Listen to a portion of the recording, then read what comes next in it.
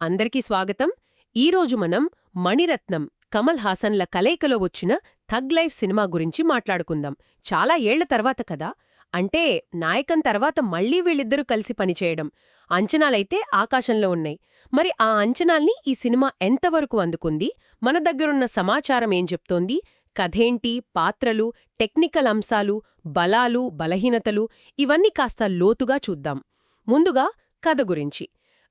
రంగరాయ శక్తివేల్ అంటే కమల్ హాసన్ ఒక aged gangster. అనుకోకుండా తన వల్ల తండ్రిని కోల్పోయిన ఒక కుర్రాడు అమరన్ అంటే షింబు. అతన్ని చేరదీసి పెంచుతాడనమాట. ఇక అక్కడ్నుంచి గ్యాంగ్ వార్స్, ముఖ్యంగా సదానంద్, మహేష్ మంజ్రేకర్ క్యారెక్టర్తో గొడవలు, సొంత గ్యాంగ్లోనే వెన్నుపోట్లు, నాజర్, జోజో జార్జ్ పాత్రాల ద్వారా ఇవన్నీ ఉంటాయి. శక్తివేల్కి అమరన్కి మధ్య వచ్చే కాన్ఫ్లిక్ట్ కూడా మెయిన్ పాయింట్. అమరన్ చెల్లెలు చంద్ర కోసం వెతకడం, త్రిష ఇంద్రాణిగా ఆమె పాత్ర కూడా ఇంపార్టెంటే. అవును. అంచనాల విషయానికొస్తే మణిరత్నం కమల్ కాంబినేషన్, దానికి తోడు పొన్నియిన్ సెల్వన్ సక్సెస్, ఇవన్నీ కలిసి అంచనాల్ని ఎక్కడో తీసుకెళ్లాయి. కానీ మనకు తెలిసిన దాని ప్రకారం చూస్తే ఇది వాళ్ళిద్దరి కెరీర్లోనే కొంచెం బలహీనమైన ప్రయత్నం అనిపించిందని టాక్. కథ కూడా చాలా పాత గ్యాంగ్స్టర్ డ్రామాలాగా ఉందని, కొన్ని రిపోర్ట్స్లో అయితే దీన్ని చావు దెబ్బతిన్న కథాంశం అని కూడా అన్నారు. అంటే నాయకన్ లేదా పిఎస్ సినిమాల రేంజ్కి ఇది రాలేదనేది స్పష్టంగా అర్థమవుతోంది. హో, అలాగా. మరి పూర్తిగా నెగిటివ్గానే ఉందా? ఏమైనా ప్లస్ పాయింట్స్ ఉన్నాయా?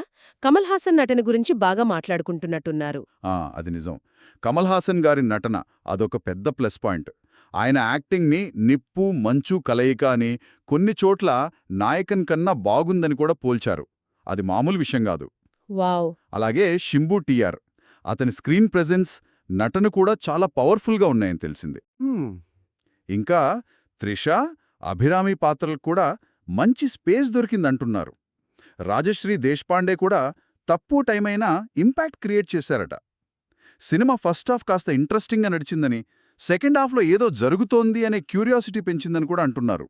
అవును, టెక్నికల్గా కూడా కొన్ని ప్లస్లున్నాయి. రవి కె చంద్రన్ సినిమాటోగ్రఫీ, కొన్ని విజువల్స్ చాలా స్టైలిష్గా, గ్లాసీగా ఉన్నాయట. కొన్ని అన్కన్వెన్షనల్ లెన్సింగ్ టెక్నిక్స్ వాడారని కూడా తెలిసింది. శ్రీకర్ ప్రసాద్ ఎడిటింగ్ కూడా కొన్ని చోట్ల బాగుంది. సరే, కొన్ని సబ్ప్లాట్స్ అంటే ఇంద్రాణి ట్రాక్, జయకుమార్ రాయప్ప, దీపక్ క్యారెక్టర్స్, చంద్ర కోసం వెతుకులాట ఇవన్నీ మొదట్లో ప్రామిసింగ్ అనిపించాయట. క్లైమాక్స్లో ఏఆర్ రెహమాన్ వయోలిన్ మ్యూజిక్ కూడా బాగుందని వినిపించింది. అయితే ఇన్ని ప్లస్సులున్నా నెగటివ్స్ ఎక్కడొచ్చాయి? ముఖ్యంగా రెండో భాగంలో అంటున్నారు కదా. అవును, అక్కడే అసలు సమస్య మొదలైందనిపిస్తోంది. రెండో భాగంలో కథనం బాగా అంటే గాడి తప్పిందని, రైటింగ్లో ఇన్స్పిరేషన్ లేదని చాలా స్పష్టంగా కనిపించిందనేది ప్రధాన విమర్శ. కథనం స్లో అయిపోయి చాలా కన్ఫ్యూజింగ్గా మారిందట. అంటే మొదట్లో బాగున్నాయన్న సబ్ప్లాట్స్ కూడా అవే నీరుగారిపోయాయి లేదా పూర్తిగా పక్కకు పెట్టేశారు. ఉదాహరణకి అమరన్ పాత్ర కూడా మధ్యలో కొంతసేపు అసలు కనిపించడట. ఓ, అది కొంచెం ఇబ్బందే. నిజమే.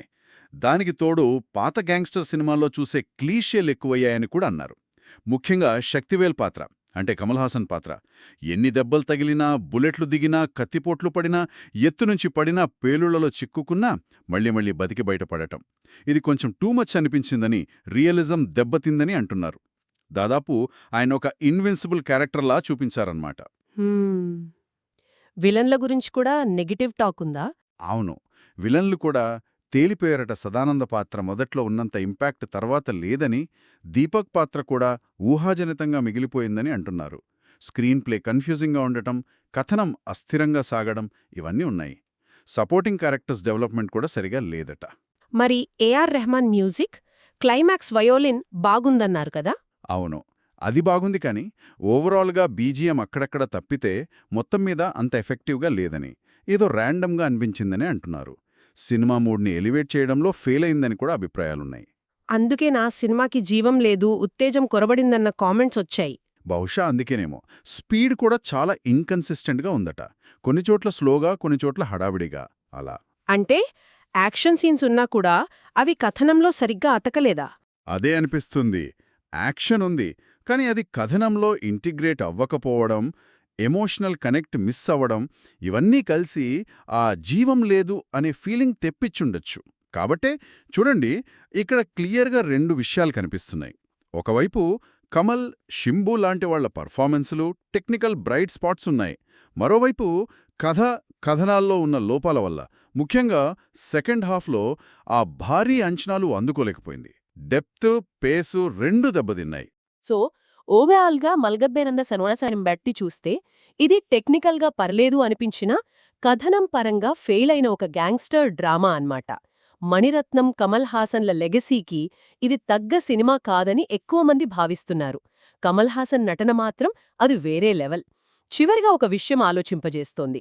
ఈ శక్తివేల్ పాత్ర అన్ని ప్రమాదాల నుంచి బయటపడి దాదాపు రీబోర్న్ అయినట్టు చూపిస్తారు కదా.